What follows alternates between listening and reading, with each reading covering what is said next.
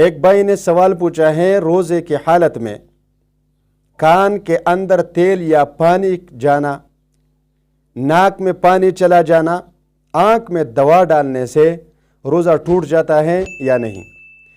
تو میرے بھائی، کان میں پانی کے خود بخود چلے جانے سے یا قصدن ڈالنے سے روزہ نہیں ٹوٹتا، بخلاف تیل کے۔ اس کے ڈالنے سے روزہ فاسد ہو جاتا ہے، بشرط یہ کہ تیل پیٹ میں داخل ہو جائے۔ ناک میں پانی چلے جانے، ناک کی راہ سے پانی پہنچانے سے روزہ نہیں ٹوٹتا، اگر ناک سے حلق میں پانی چلا آیا تب روزہ فاسد ہو جائے گا۔